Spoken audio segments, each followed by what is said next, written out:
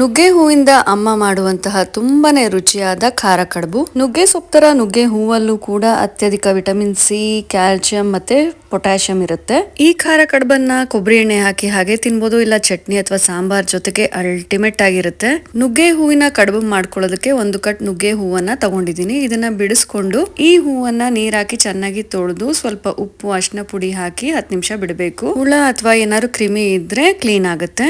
ನಂತರ 1.5 ಕಪ್ ಸಣ್ಣ ಇಡ್ಲಿ ರವೆನ ಚೆನ್ನಾಗಿ ತೊಳೆದು 10 ನಿಮಿಷ ನೆನೆಸಿಟ್ಕೊಳ್ಳಿ. ಮಸಾಲೆಗೆ ಸ್ವಲ್ಪ ಹುಣಸೆ ಹಣ್ಣು, ಅರ್ಧ ಕಪ್ ಕಾಯಿ ತುರಿ, ಖಾರಕ್ಕೆ ತಕ್ಕಂತೆ ಒಣಮೆಣಸಿನಕಾಯಿ, ಸ್ವಲ್ಪ ಇಂಗು, ಉಪ್ಪನ್ನ ಹಾಕಿ ಗ್ರೈಂಡ್ ಮಾಡಿ ಮಸಾಲೆನ ನೆನೆಸಿಟ್ಟಿರುವಂತಹ ರವೆಗೆ ಹಾಕೊಂಡು ಹೂವಿಂದ ನೀರನ್ನೆಲ್ಲ ಹಿಂಡಿ ರವೆ ಜೊತೆ ಹಾಕೊಂಡು ಸ್ವಲ್ಪ ನೀರು ಬೆಲ್ಲ ಹಾಕೊಂಡು ಚೆನ್ನಾಗಿ ಇಡ್ಲಿ ಹಿಟ್ಟಿನ ಅದಕ್ಕೆ ಕಲಿಸ್ಕೊಳ್ಳಿ. ಈ ಕಡುಬನ್ನ ಇನ್ಸ್ಟೆಂಟ್ ಆಗಿ ಮಾಡ್ಕೋಬಹುದು. ಇಡ್ಲಿ ಪ್ಲೇಟ್ಗೆ ಹಾಕಿ ಅಥವಾ ಬಾಳೆ ಎಲೆನಲ್ಲಿ ಈ ತರ ಮುಚ್ಚಿಟ್ಟು ಬೇಯಿಸಿ 20 ನಿಮಿಷ ಸ್ಟೀಮ್ ಮಾಡ್ಕೊಂಡ್ರೆ ಚೆನ್ನಾಗಿ ಬೆಂದಿರುತ್ತೆ.